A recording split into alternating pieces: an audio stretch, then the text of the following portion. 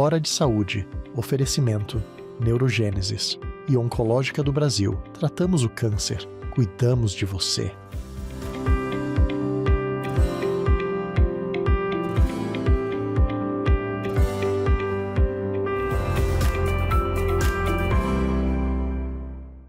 Caros amigos, mais uma vez no nosso programa dominical de saúde, Hora de Saúde, que é transmitido para todo o estado do Pará pela TV RBA, aqui em Belém, canal 13, e neste exato instante para o mundo inteiro pelo link rbatv.dol.com.br ao vivo ou simplesmente DOL, de Diário Online, DOL, dol.com.br ao vivo. Eu sempre gosto de falar isso, mas nós temos espectadores na América do Norte toda, no Canadá, nos Estados Unidos, na América Central, em toda a América do Sul, na Europa Ocidental toda, até na Noruega, lá em cima, na Suécia, em Portugal eu tenho parentes, e na África, em Luanda, no Oriente Médio, no Líbano e no Azerbaijão, lá em Baku. Nos assistem ao lugar mais distante, é em Perth, na Austrália. Então, neste exato momento, a gente está sendo transmitido para o mundo inteiro. Esse nosso programa tem o apoio da Oncológica do Brasil, que trata as pessoas que têm câncer, e da Neurogênese, que trata as pessoas que têm doenças neurológicas. E o nosso convidado de hoje ele tem doutorado, então é professor doutor Aristóteles Guilliot de Miranda. O Aristóteles formou um ano antes de mim, em 77, na Universidade Federal do Pará.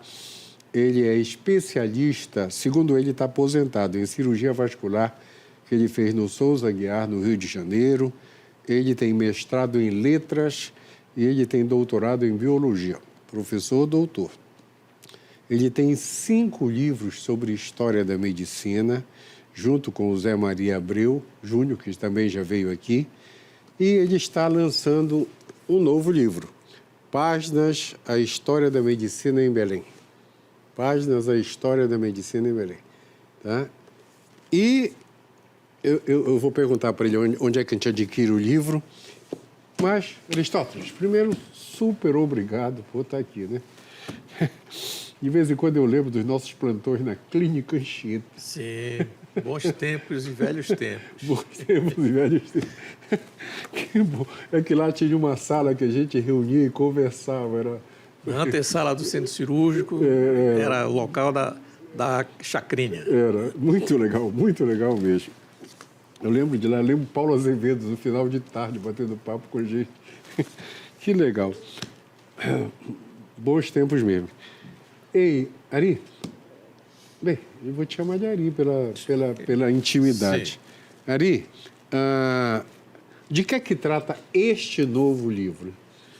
Porque você sabe tudo, então... Este livro, ele trata, são artigos que trata, digamos assim, de pessoas ou fatos que eram desconhecidos ou pouco conhecidos, né? Eventos, situações que a gente considera como à margem da história oficial. Isso é mega importante. No mundo atual, com as pesquisas todas, o pessoal está modificando a história, né? A história oficial, né? E me fala uma coisa, que assuntos tu destacaria desse livro agora? Olha, nós, em termos gerais, assim, você tem questões de gênero, você tem questões de raça, você tem a memória ou o esquecimento de fatos, mas essa questão de raça e de gênero, eu acho que são as mais fortes. E era um assunto tabu, né? Ninguém falava disso. Eu não diria que era um assunto tabu. Por desconhecimento dessas pessoas, é que não se falava. Certo.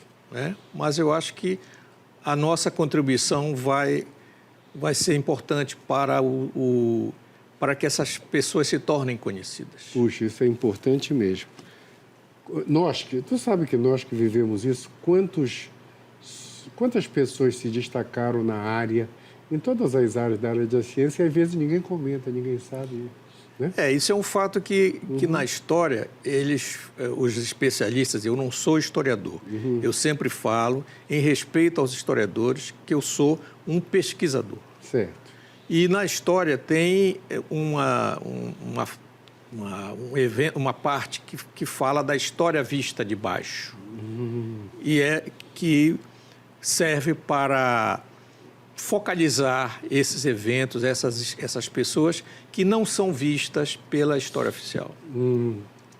Já que você falou em raça, quem foi o primeiro médico negro formado no Pará? Pois é, foi o Dr. Roberto Monteiro Lopes Rodrigues Guimarães. Isso foi uma história interessante, porque em visita ao museu da universidade, nós vimos um quadro de formatura que tinha um médico negro, um formando negro, de 1928. 1928? Fizemos as contas, os primeiros médicos saem em 24. E a gente tinha a informação, sabia quem tinha sido os médicos que saíram depois desses de 24, antes do Roberto. E chegamos à conclusão que o Roberto era o primeiro médico negro. Teve destaque, se falou, ou teve... Não, imagina, naquele tempo não tinha essa discussão, muito embora ele venha de famílias, tanto pela parte materna quanto pela parte paterna, de uma elite, vamos dizer assim, negra, de origem do Recife, com participação importante na luta pela igualdade racial, e que tem ramos, a família tem ramos aqui em Belém. O desembargador Aguinaldo Monteiro Lopes era parente dele, e tem ramo em Manaus também. Eri, todo mundo fala da Maria do Carmo e da Betina. A Betina, eu vou até te contar uma história rápida. Quem não tem história com a Betina? Eu fui monitor da Betina, e a Betina foi minha madrinha de casamento, tá? Minha madrinha de casamento. 3 anos depois, eu morava em São Paulo e teve um congresso no Rio, e eu encontrei com a Betina, em Recife. Encontrei com a professora Betina, ela falou assim: meu filho, o que você faz na vida? Eu disse: professor, eu fui para São Paulo, passei na residência, lá na Escola Paulista, depois eu fui para o Dante Pazanese, e eu vou voltar ano que vem para Belém, assim que eu terminar. Ela olhou e disse: você passou na prova, residência, tudo legal? Eu disse: tudo legal, professor, tudo legal, mas tem até bolsa, tinha direito à moradia e tudo mais. Aí ela disse: então, você vai em Belém antes do fim do ano, que eu vou arrumar uma bolsa para você fazer mestrado. Você não vai voltar. Eu preciso de gente com formação acadêmica em Belém. Então foi ela que... Aí eu vim aqui, ela e o Camilo Viana foram comigo lá na universidade, porque eu era só um médico, eu não era professor. Ela e o Camilo Viana que intercederam direto. Na época, o Ronaldo Araújo era pró-reitor de pós-graduação. Ele achava que não, porque eu não era professor da universidade. Houve uma intercessão bem grande do Camilo Viana e da Betina para eu ganhar bolsa para fazer a carreira acadêmica, que depois deu tudo certo. Interessante. Eu sempre cito essa história porque é ela que percebeu, sabe, aquela coisa. Quando eu voltei para Belém, em 94, eu fiz carreira acadêmica. Na universidade, só quem tinha doutorado era eu e o João Paulo Mendes, o reitor do CESUPA. Éramos só nós dois. Aí o MEC chegou aqui, isso é uma história que eu preciso te contar. O MEC chegou aqui em 96, o diretor do Centro de Ciências Médicas era o Zusa Clautal, e queria fechar o curso da UEPA e da Federal de Medicina, porque não tinham professores com doutorado, com formação acadêmica. Tinha o CB, que todo mundo tinha mestrado e doutorado, os alunos saíram do CB, iam para Medicina, e só tinha eu e o João Paulo. E a UEPA não tinha ninguém. E aí foi um auê, foi quando nós criamos um mestrado interinstitucional com a Escola Paulista, mas isso depois eu te conto, porque saiu por... Me fala da Maria do Carmo e da Betina, já que todo mundo conhece. A Maria do Carmo é também um caso interessante, porque ela forma 2 anos depois da Betina. E teve um evento da Sociedade de Cardiologia, onde a Betina foi homenageada e foi citada como a primeira cardiologista. E aí ela disse, não, a primeira cardiologista foi a doutora Maria do Carmo. E, claro, a gente veio saber disso depois. Mas nas pesquisas e tudo encontramos a Maria do Carmo, encontramos algumas histórias. Ela traz o primeiro eletrocardiógrafo para cá. Na verdade, a lenda diz que ela ganhou esse eletrocardiógrafo, instala na Santa Casa e aí fica aquela questão, mas por que ela não foi ser professora na faculdade? Ela trabalhava na Santa Casa, convivia com os alunos e tudo. Ela teve uma participação política muito forte.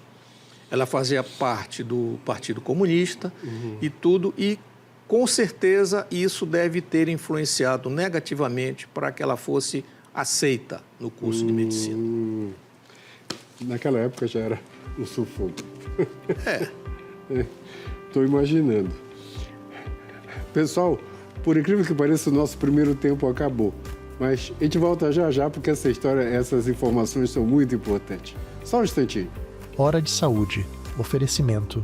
Neurogênesis e Oncológica do Brasil. Tratamos o câncer. Cuidamos de você.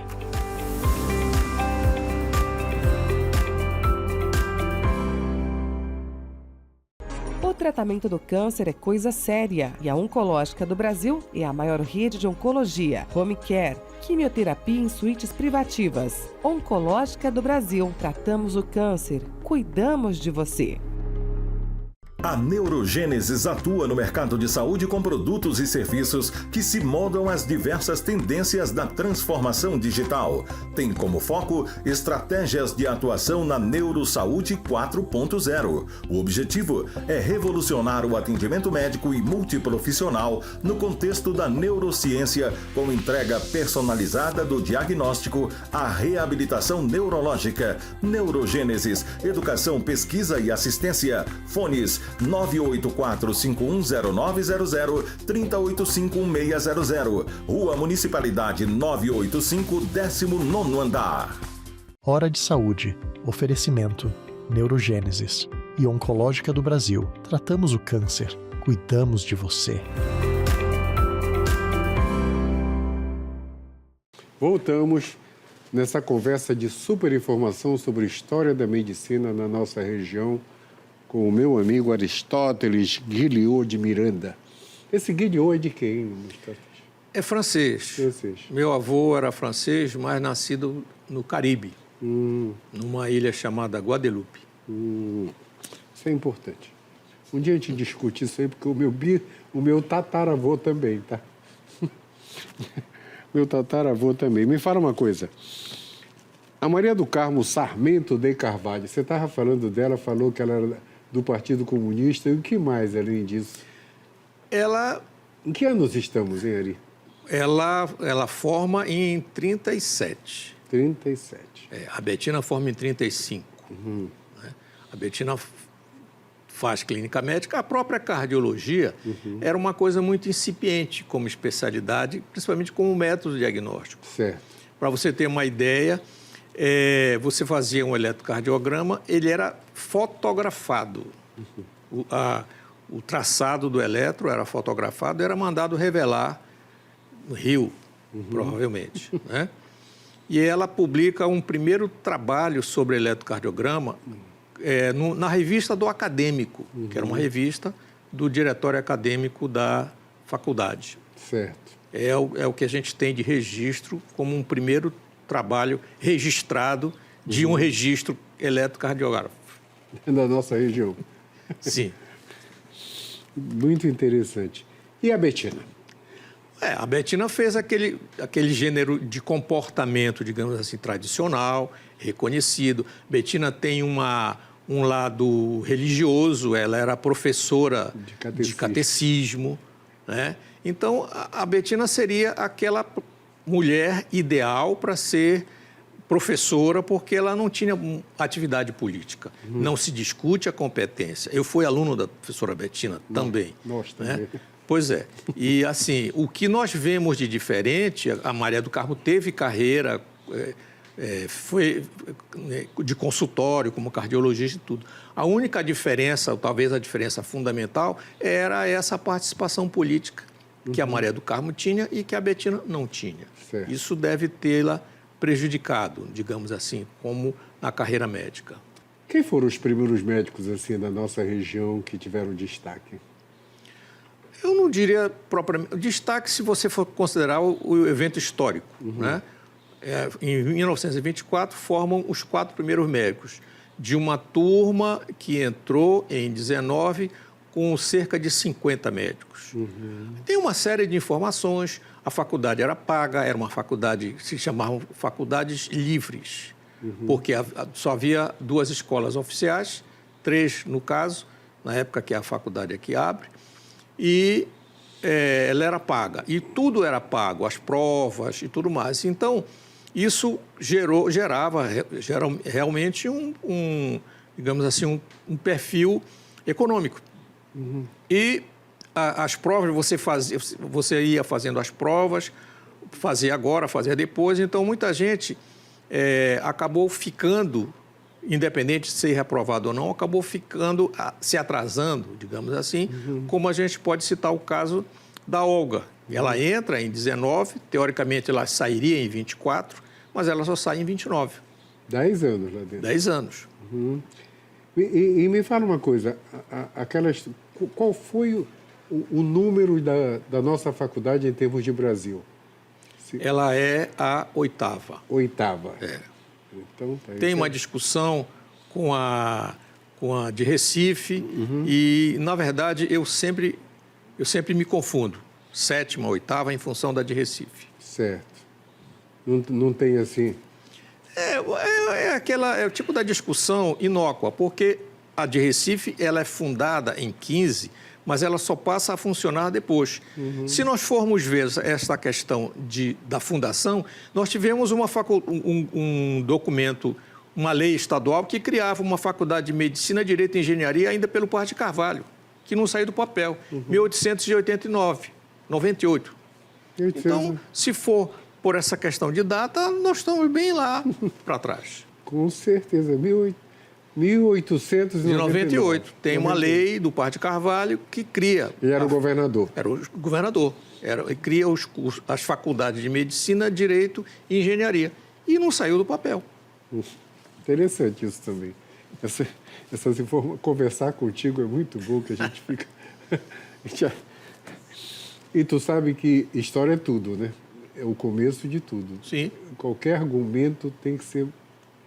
Para você entender o presente, para você entender o futuro, você tem que conhecer o passado. Com certeza. Com certeza. Eu queria saber de ti, quem era o Ramon Carrilho, que era ministro da Argentina, que acabou aqui em Belém? Que história é essa? Esse é outro famoso quem que a gente descobriu. Por acaso, o nome, uma citação que ele tinha fundado a Faculdade de Medicina, e nós sabíamos que não. E fomos atrás de saber quem era esse Ramon Carrilho. Bom, ele foi ministro da Saúde do Perón. O Perón criou um cargo equivalente ao de ministro da Saúde, que não havia lá. Ele, se a gente relacionar com o SUS, a ideia do SUS brasileiro, ele foi o inventor do SUS argentino. E ele fazia neurocirurgia, faz curso na Europa, vai para os Estados Unidos. E quando ele está nos Estados Unidos, o Perón cai. E ele cai junto com o Perón. Certo. E ficou, digamos assim, desamparado. A única coisa que conseguiram para ele foi ele ser médico de uma empresa americana que estava iniciando seus trabalhos aqui no Pará.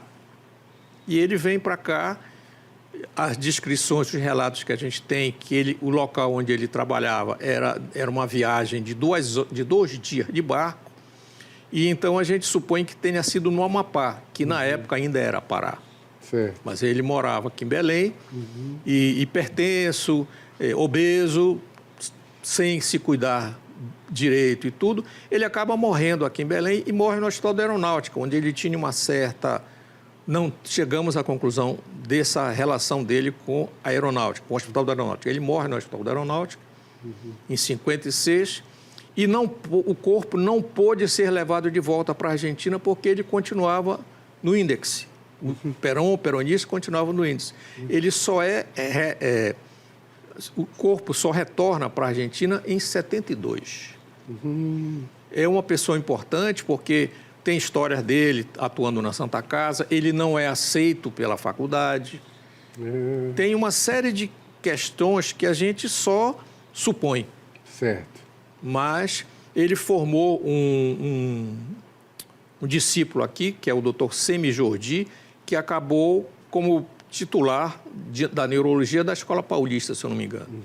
Ele foi pupilo, digamos assim, do Ramon Carrilho, que chegou a atender nos porões da Santa Casa. Muito interessante isso aí. Essa é mais uma das histórias que a gente levanta. Isso me fez lembrar de nós dos porões da Santa Casa. Sim. Muita história. Eu ainda fazia aqueles cursos do Camilo Viana nas férias. Sim, da Enfermaria São Francisco. Da Enfermaria São Francisco. Tu sabe que depois que eu voltei de São Paulo, eu pedi para ele ser uma espécie de patrono. Eu ainda fiz um curso acho que foi o último, 30º, qualquer coisa. Aqueles cursos da Enfermaria São Francisco, eles ainda estão por ser avaliados historicamente. Está no radar, vamos ver. Tá. Eu tenho um bocado de coisa disso, tá?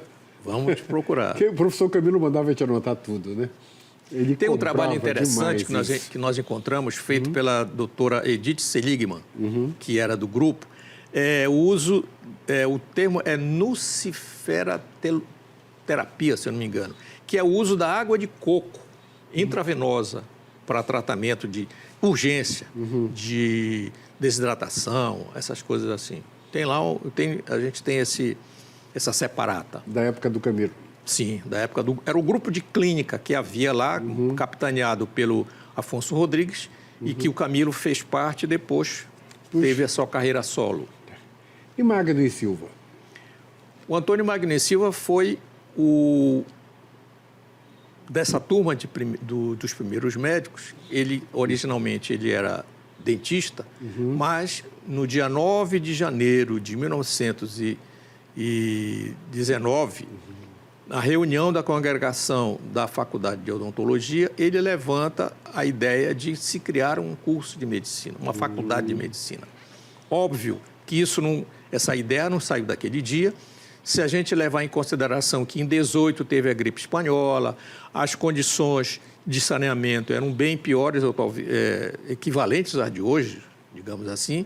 Então, tem todo um contexto histórico, epidemiológico, inclusive eu trabalhei sobre isso na minha tese, que culmina com a Faculdade de Medicina. Certo. E ele faz parte, ele era diretor da Faculdade de Direito e ele vai ser aluno do curso de Medicina.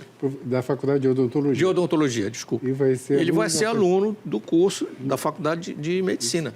Então, sai o Bianor Penalber, sai um grego chamado Hipólito Carelli e sai o Honorato Filgueiras, que se tornou famoso como professor de português, mas era médico também, advogado e médico. A gente precisa conversar mais sobre essas coisas. É muito...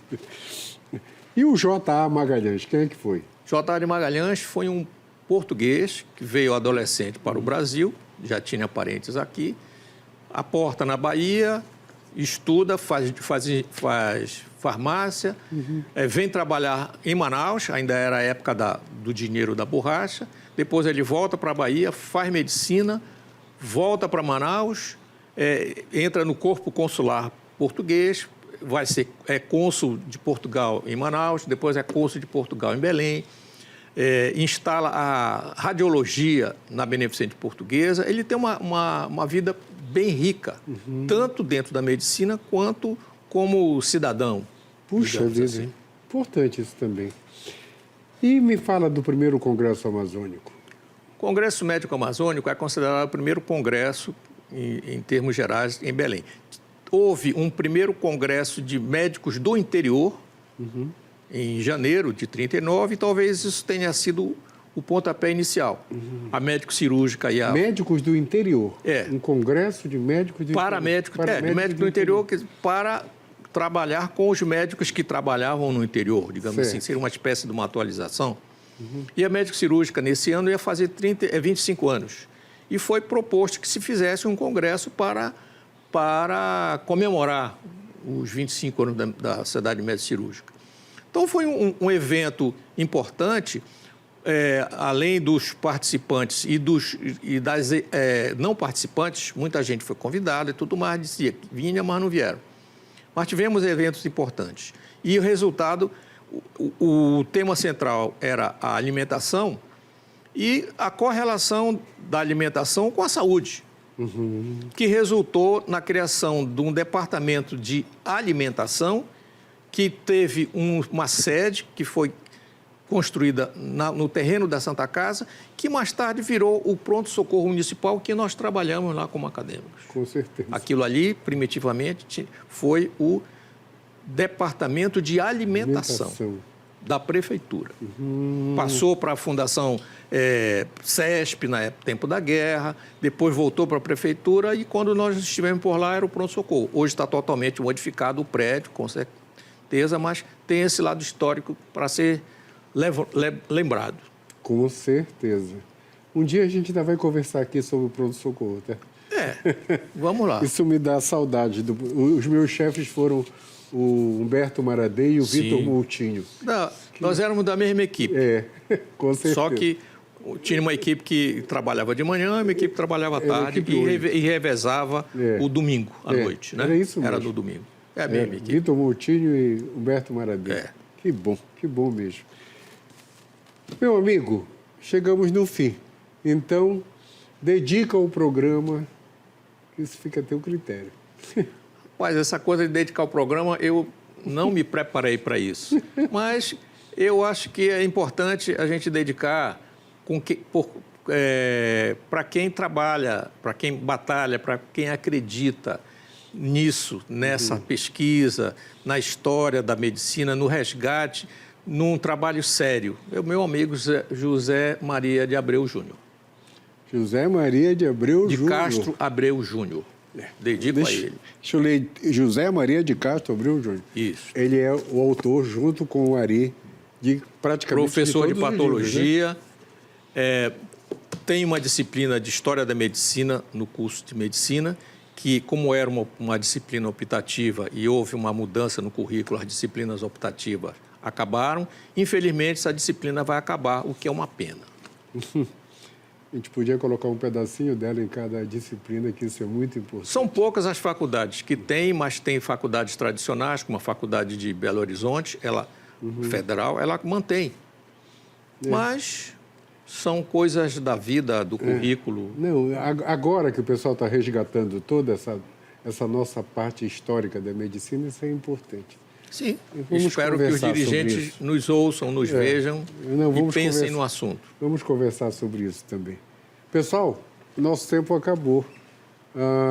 Eu só queria fazer um comentáriozinho.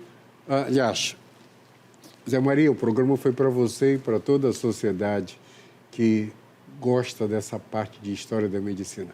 Pessoal, daqui a 2 semanas é a COP aqui em Belém. Tinha que avisar o pessoal que dirige carro que não se fecha cruzamento no mundo civilizado, nem faz estacionamento em fila dupla. É muito comum aqui em Belém. Toda hora que eu vejo fila dupla, só me lembro do resto do mundo. Não existe isso. E nem ônibus fechando o cruzamento para engarrafar o trânsito. Essas coisinhas simples que a gente devia aprender. Isso é do mundo civilizado, tá? Eu vinha pensando nisso quando vinha para cá hoje. Uma semana iluminada para todos. O Ari tem cadeira cativa, volta sempre para a gente discutir detalhes, assim como o Zé Maria. E uma semana iluminada para todos e até domingo que vem. Tchau. Hora de Saúde. Oferecimento. Neurogênesis. E Oncológica do Brasil. Tratamos o câncer. Cuidamos de você.